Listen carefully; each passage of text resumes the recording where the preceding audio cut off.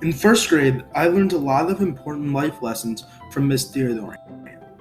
Though I found her strict at the start of the year, but by the end of the year, I had grown in ways I can appreciate now. As a young 7-year-old, I had the bad habit of getting into people's business.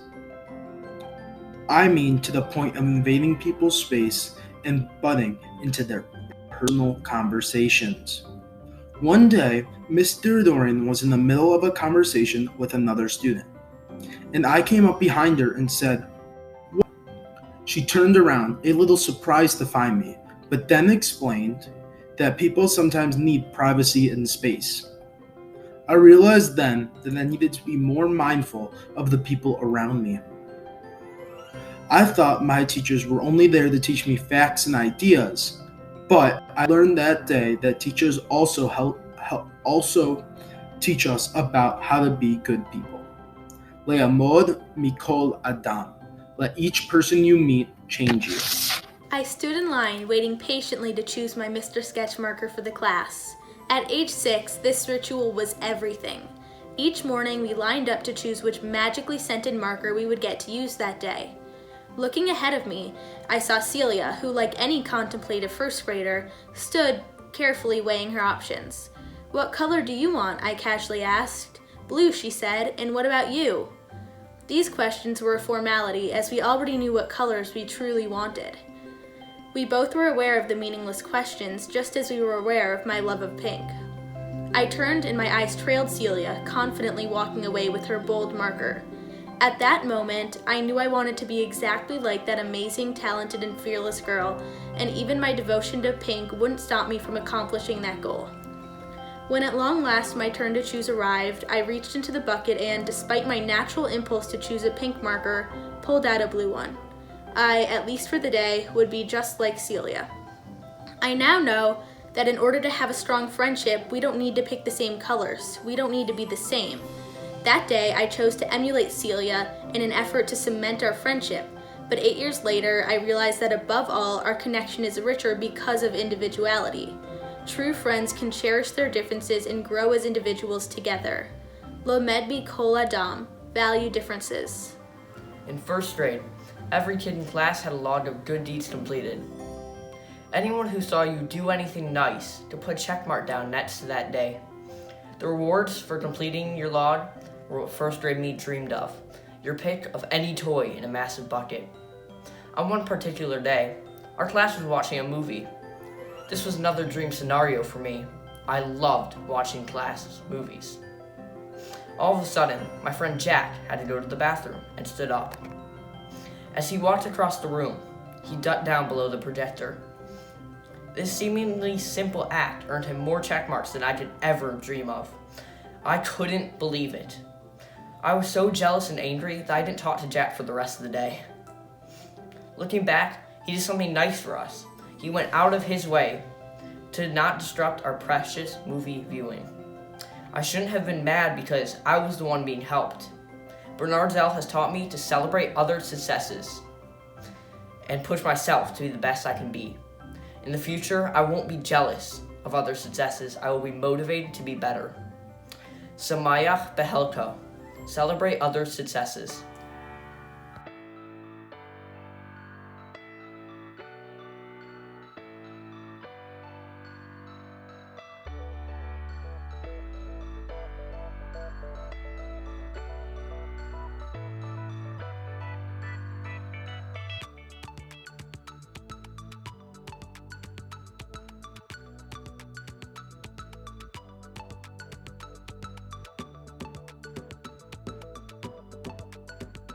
In third grade, I lived every school day with a constant fear in my head.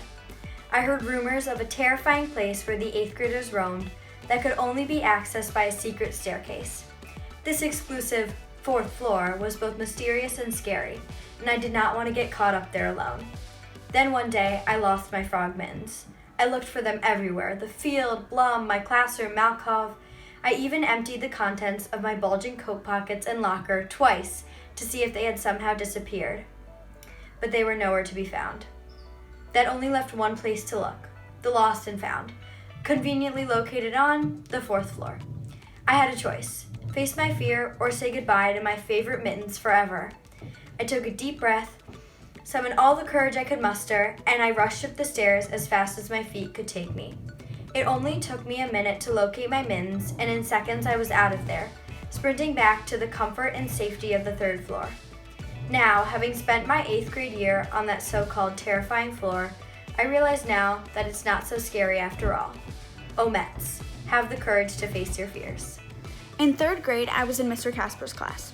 One day, after just finishing upstairs lunch, our class wasn't quite sure of what to do, but I was sure that I loved to sing, and of course, Eliza Lampert did too. So after upstairs lunch, Eliza and I decided to have a singing contest, and we wanted to sing Let It Go. Eliza went first, and she nailed it. Next was my turn. I was so nervous because I had never really sung in front of anyone else before, but I really wanted to win, so I took it very seriously. My voice was shaking so much, but I proceeded to sing. Although I was really nervous, I still did my best and put my all into my singing. Although Eliza won this infamous sing-off, I still felt very proud of myself for trying something new. Fast forward 5 years, I got the part of Elsa in the 8th grade operetta, and so did Eliza.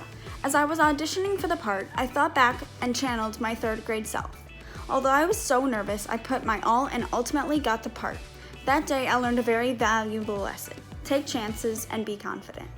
In 3rd grade, I was given a tricky math assignment. When I went home that night, I was disappointed that I didn't understand how to do it, and I was scared by the idea that I could be bad at math. So I came up with a plan. For multiple days, I kept stalling with my teacher, claiming that I had left the assignment at home. Day after day, I lied about why I hadn't turned the assignment in. Every day, my teacher got more and more suspicious. I realized that I would soon get in trouble, and I made a tough decision. I knew I couldn't keep lying, so I decided that I needed to ask about the assignment. Would my teacher help me when I was confused? From that moment on, I came to terms with the fact that it is always okay to be confused. The feeling of relief I got from my teacher's help is the reason I now know that I should never be afraid to ask questions. My 3rd grade year was off to a rough start. None of the girls in the class seemed to get along. Our teacher, Miss Cooper, realized that there needed to be a change in how we treated each other. So we were forced to meet with Miss Brescia every Wednesday to implement an intervention. We went to our first meeting with our eyes rolling and the discomfort and awkwardness we knew we were about to face. As a way to show us how we treated each other, we would act out scenarios to help us learn from our mistakes. As I was being called out for my actions, I realized what I had done wrong. I didn't start the year with an open mind, but Ms. Cooper's suggestion was that we all get journals to write in to help us cope with our feelings. While this exercise was uncomfortable at the time, I now realize that I can use this experience to guide me through high school. Although there was not an instant connection between the group of girls, we ended up being best of friends. And in the end, I appreciate the effort of the teachers who made our bond strong. If it were not for them, we would not have had the same journey that led us here. However, friendship is everything. No one is perfect, and no one gets a perfect score on every test, quiz, or assignment. Of course, little 3rd grade me did not know this. As I prepared for my very first spelling test, I expected nothing less than perfection. Even at the age of 8, I held myself to very high standards. I thought I should ace everything. My goal for my first spelling test, 0 mistakes, perfect on the first try. So when I got my test back, my goals and expectations were not met. I was dejected and felt sorry for myself, crying tears of disappointment. The next day, I discovered I could retake the test and jumped into action. Determined to prove to myself that I could master the material, I tirelessly reviewed more words until I felt confident. This moment marked the beginning of a new work ethic. I learned then that hard work pays off, and that I can accomplish anything if I put my mind to it.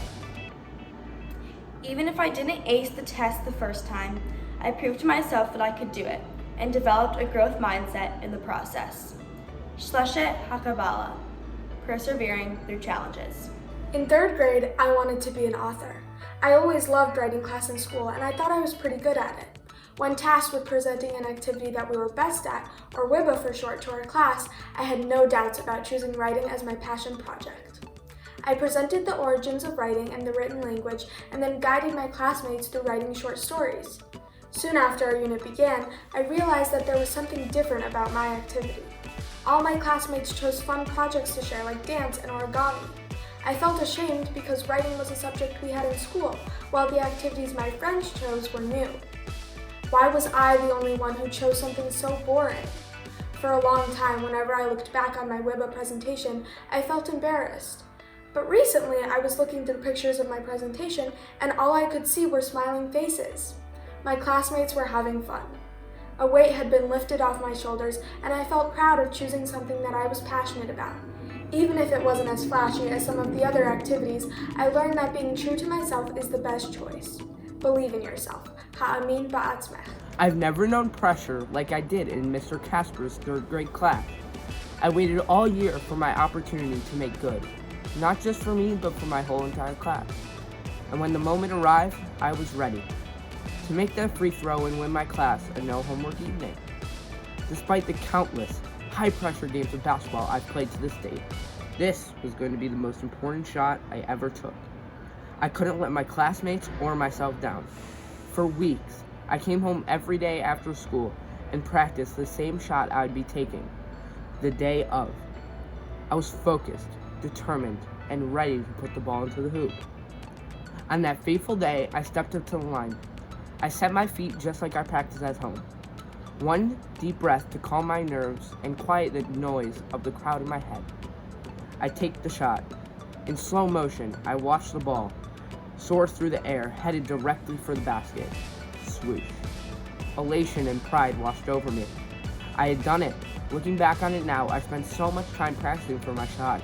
I had a night off of doing homework. If I had missed the shot, I would have all of 30 minutes of work, far less than the hours of practice I had put into making the shot. This experience showed me that hard work pays off. With a determined mind and work ethic to match, you can accomplish just about anything. Acharu, hard work pays off.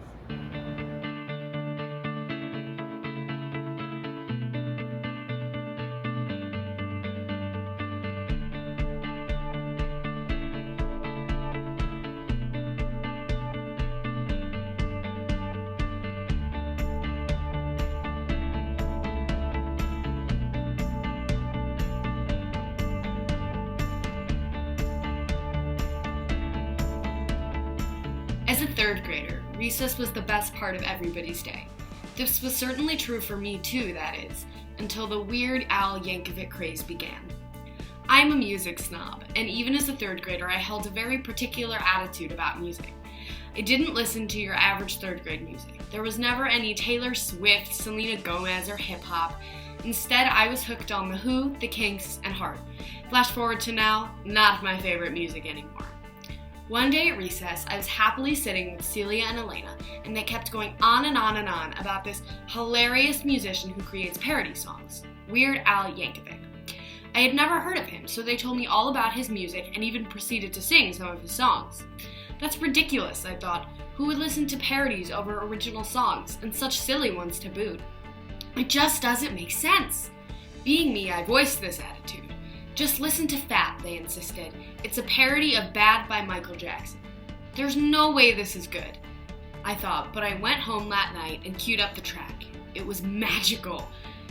My little 3rd grade brain could not handle the fantastic words of Weird Al. My mind was blown. The next day at school, I raved to my friends about how amazing he was.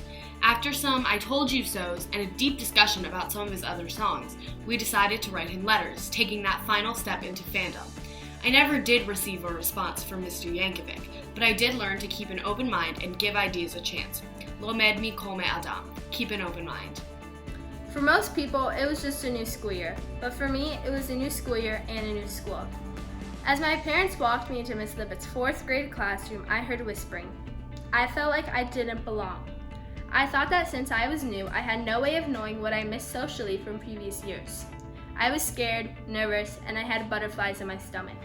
I wanted to go back to Hawthorne. And then, all of a sudden, people started talking to me. They came up to me and told me that they remembered me from Apache Day Camp. Some people even asked to be my friend. That is when I knew that I belonged and that I would have a good year.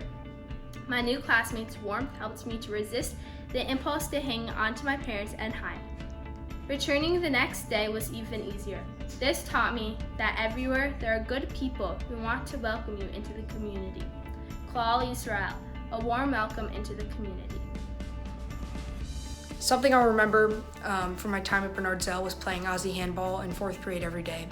People would always argue and form these things called alliances to improve their chances of winning. Every day, every single kid would line up to play during recess. People would play whenever they got the chance during the morning, during recess, and several other times during the day. It didn't matter if we were playing inside or outside. It didn't matter if the sun was shining or if it was snowing. People still wanted to play.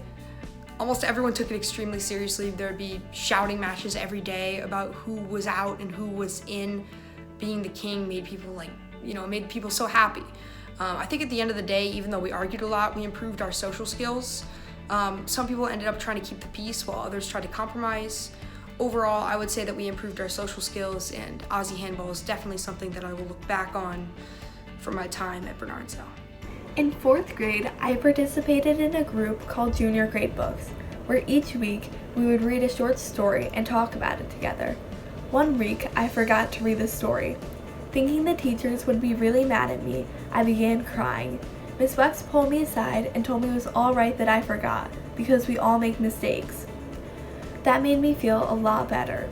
Nevertheless, I decided I no longer wanted to be in junior grade books.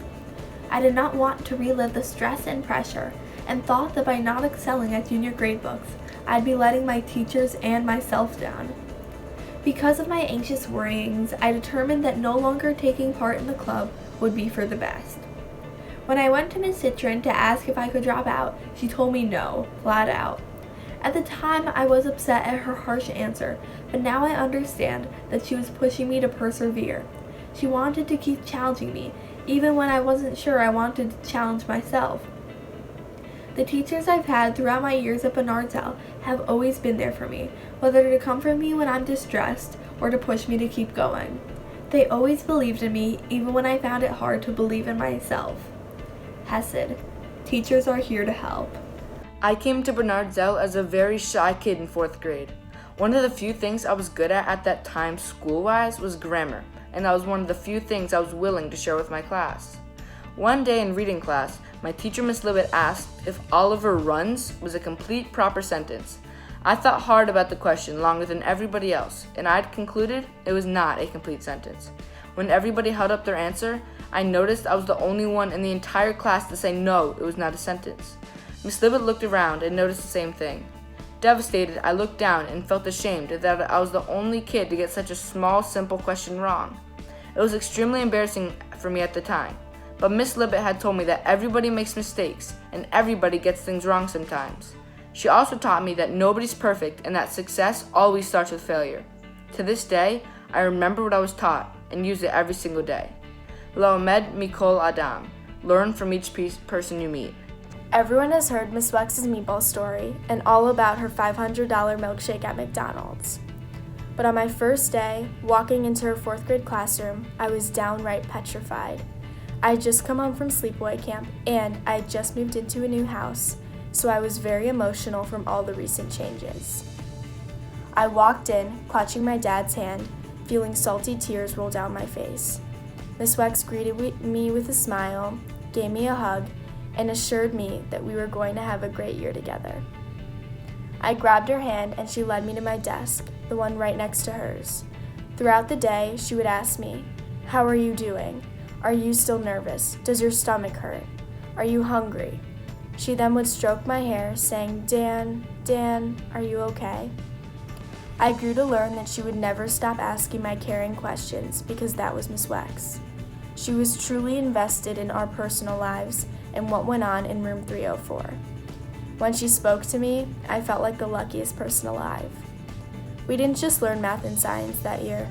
We learned Miss Wex's antidotes, wise words, and life lessons that I will forever carry with me throughout the challenges and roadblocks ahead. As I am preparing myself for high school and my future life obstacles, I feel comforted and more confident in myself because of what I've learned from Miss Wex. I know that she might not be here today, but I will always have her in my heart and look to her for guidance. Hodaya, be grateful for those that guide us through change.